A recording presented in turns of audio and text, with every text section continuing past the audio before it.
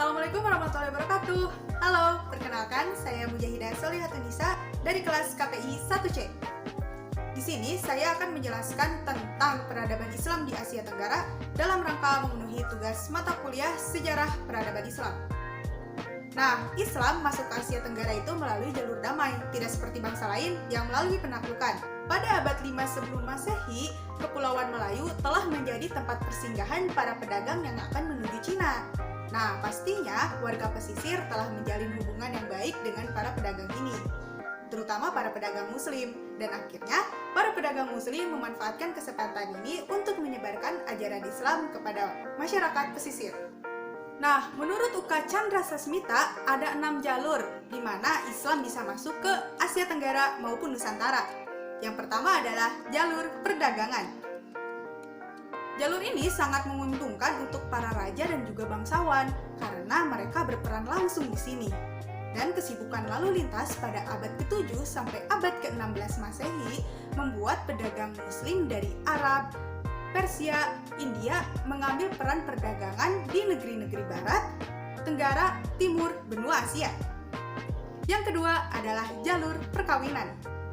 Nah, secara ekonomi, para pedagang muslim memiliki status sosial yang tinggi daripada kebanyakan warga pribumi. Sehingga para warga pribumi, terutama putri-putri bangsawan, sangat tertarik untuk menjadi istri seorang saudagar. Nah, tapi sebelum menikah, mereka harus masuk Islam dulu. Nah, setelah masuk Islam, akhirnya terbentuklah kampung-kampung, daerah-daerah, bahkan sampai kerajaan-kerajaan Islam di Nusantara. Yang ketiga adalah jalur tasawuf. Nah, jalur ini cukup signifikan dalam penyebaran agama Islam. Para pengajar tasawuf atau para sufi mengajarkan teosofi bercampur dengan ajaran yang sudah dikenal luas oleh masyarakat Indonesia. Dan yang keempat adalah jalur pendidikan. Nah, biasanya pengajaran atau pendidikan itu dilaksanakan secara informal. Nah, tetapi ketika sudah banyak yang masuk Islam dan akhirnya terbentuk komunitas-komunitas Islam, nah, akhirnya dibentuklah pendidikan secara formal agar terstruktur dan juga sistematis. Nah, contoh pendidikan yang formal ini adalah langgar dan juga pesantren. Dan yang kelima adalah jalur kesenian. Nah, kita ambil contoh yang paling terkenal itu adalah kesenian wayang, di mana tokoh yang paling mahir dalam memainkan wayang ini adalah Sunan Kalijaga. Sunan Kalijaga tidak meminta upah sedikit pun dari para penonton, tetapi ia meminta para penonton untuk mengucapkan kalimat syahadat. Nah, cerita wayang ini juga diambil dari kisah Mahabharata dan juga Ramayana, tapi disisipkan ajaran-ajaran Islam dan juga diperkenalkan dengan tokoh-tokoh pahlawan Islam. Nah, selain wayang juga banyak kesenian-kesenian lain yang dimanfaatkan untuk penyebaran agama Islam, seperti sastra, seni bangunan, seni ukir, dan lain-lain. Yang keenam adalah jalur politik. Kita ambil contoh seperti Maluku dan juga Sulawesi Selatan.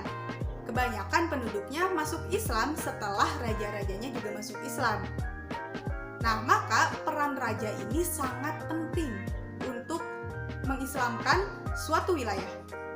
Seperti Sumatera, Jawa, dan juga Indonesia bagian timur lainnya, demi kepentingan politik, mereka juga menaklukkan wilayah-wilayah yang bukan Islam yang akhirnya menjadi Islam. Nah, itu tadi adalah 6 jalur proses islamisasi di Asia Tenggara maupun Nusantara yang diungkapkan oleh UK Chandra Sasmita. Nah, selanjutnya kita akan membahas tentang teori-teori kenapa Islam bisa masuk ke Nusantara. Ada berbagai macam teori. Ada 4 teori yang secara umum kita pelajari di sejarah. Yang pertama itu adalah teori Gujarat atau teori India. Nah, agama Islam masuk ke Indonesia melalui para pedagang muslim India yang berdagang di Nusantara pada abad ke-13 Masehi. Saudagar dari Gujarat datang ke Malaka, kemudian menjalin relasi dengan orang-orang di wilayah barat Indonesia. Teori ini terbentuklah sebuah kerajaan Islam yang bernama Samudra Pasai. Teori ini juga diperkuat dengan penemuan makam Sultan Samudra Pasai, yaitu Malik Al-Saleh pada tahun 1297. Nah, makam ini bercorak Gujarat. Teori ini dikemukakan oleh Snopurgronya dan Pijnapel yang dicetuskan oleh Gerardus Villobrodus Johannes Drewes. Teori ini juga diyakini oleh sejarawan Indonesia yaitu Sucipto Wirjosuprato soal mula masuknya Islam ke Indonesia. Dan yang kedua, teori Mekah. Islam masuk ke Indonesia langsung dari Arab Mekah pada masa kekhalifahan. Teori ini didukung oleh Van Leur hingga Buya Hamka atau Abdul Malik Karim Amrullah. Menurut Buya Hamka, Islam sudah menyebar di Nusantara sejak abad ke-7. Dalam buku yang berjudul Sejarah Umat Islam 1997 menjelaskan salah satu bukti yang menunjukkan bahwa Islam masuk ke Nusantara dari orang-orang Arab, yaitu dengan bukti adanya naskah kuno dari Cina yang menyebutkan bahwa sekelompok bangsa Arab telah bermukim di kawasan pantai barat Sumatera pada tahun 625 Masehi. Kawasan yang pernah dikuasai oleh kerajaan Sriwijaya itu juga ditemukan nisan kuno bernama Syekh Rukunuddin yang wafat pada tahun 672 Masehi. Teori dan bukti yang dipaparkan Hamka didukung oleh T.W. Arnold yang menyatakan bahwa saudagar Arab cukup dominan dalam aktivitas perdagangan ke wilayah Nusantara. Sebagian dari pedagang Arab menikah dengan warga lokal dan membentuk komunitas Muslim, lalu berdakwah di berbagai wilayah di Indonesia. Yang ketiga, teori Persia atau Iran. Nah, bahwa ajaran Islam masuk ke Nusantara dari bangsa Persia yang sekarang disebut Iran pada abad ke-13 Masehi. Teori ini didukung oleh Umar Amir Hussein dan Hussein Jajaningrat. Abdurrahman Minso dalam Reception Through Selection Modification Antropologi Hukum Islam di Indonesia tahun 2016 menuliskan pendapat bahwa tradisi dan kebudayaan Islam di Indonesia memiliki persamaan dengan Persia. Contohnya seni kaligrafi yang berpahat pada batu-batu nisan yang bercorak Islam di Nusantara. Ada pula budaya tabot di Bengkulu dan tabuik di Sumatera Barat yang serupa dengan ritual di Persia pada tanggal 10 Muharram. Akan tetapi, ajaran Islam yang masuk dari Persia kemungkinan adalah Syiah. Kesamaan tradisi tersebut serupa dengan ritual Syiah di Persia yang saat ini merujuk pada Iran. Teori ini cukup lemah karena mayoritas pemeluk Islam di Indonesia bermazhab Sunni. Yang keempat adalah teori Cina atau teori Tiongkok. Ajaran Islam berkembang di Cina pada masa dinasti Tang, yaitu tahun 618 sampai 905 Masehi. Dibawa oleh Panglima Muslim kekhalifahan di Madinah semasa era Khalifah Utsman bin Affan, yakni Sa'ad bin Abi Waqqas.